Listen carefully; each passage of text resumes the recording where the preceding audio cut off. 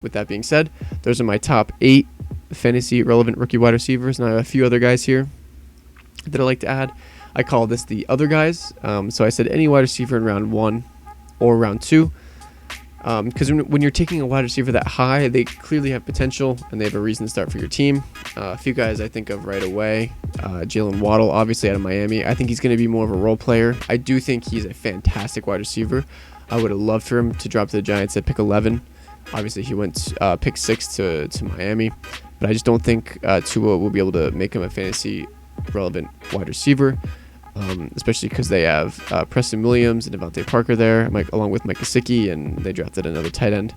I think it's Hunter Long, I believe. So I don't see Waddle being a guy. I think he's going to be very solid with the touches he's given, but not, any type of real contributor to the fantasy wide receiver pool.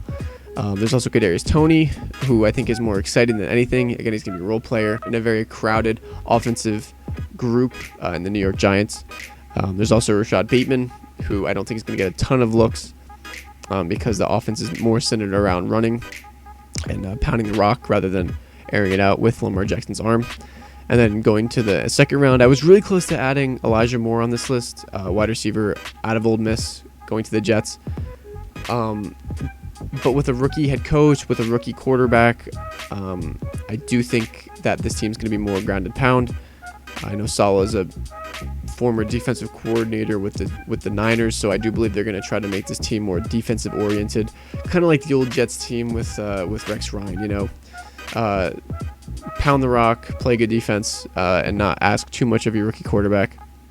And then there's also Rondale Moore, wide receiver out of Purdue, who went to the Arizona Cardinals. I just don't think, with all their weapons there on that offense, I don't think he'll get a ton of production or even a ton of time playing, to be honest with you, because they obviously have AJ Green, who they signed from Cincinnati. They still have the beast Hopkins. They have Andy Isabella, who they drafted in the second round a few years back, and they have Christian Kirk. So it's a loaded wide receiver room. They have a lot of really good guys there, but I think playing time can be a problem for Rondale Moore. Now going to a few other guys that I have here that I picked up. If you notice, I didn't really pick anyone past the fifth round, because I think at that point it's kind of a shot in the dark. Players that you think have high upside, but we're not really sure about. So if you're wondering why there's no fifth round wide receivers, that's the reason why. But starting off, I have Anthony Schwartz, who was the 28th pick in the third round. He went to the Cleveland Browns. I think the main thing for him is going to be playing time. I do like him as a player. I think he'd be very solid when he comes in, but he's going to be behind Odell Beckham Jr., Jarvis Landry, Higgins.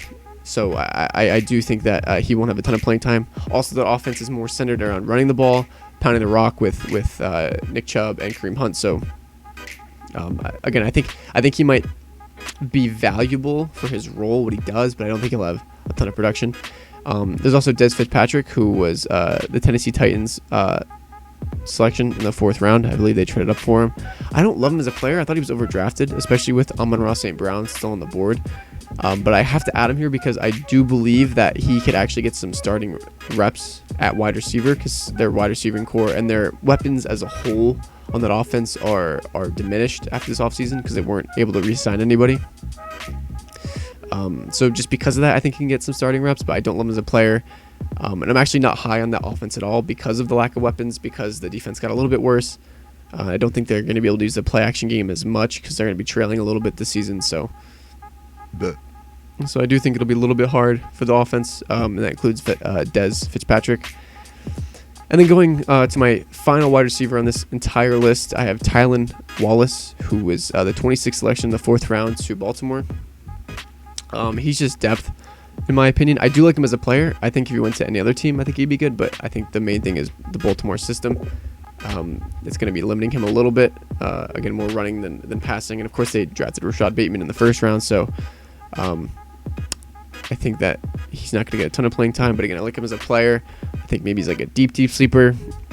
Maybe if he gets playing time, he could make something happen, but he's behind a few guys, like Sammy Watkins, who they just signed from free agency, Marquise Brown, Devin Duvernay, Miles Boykin. So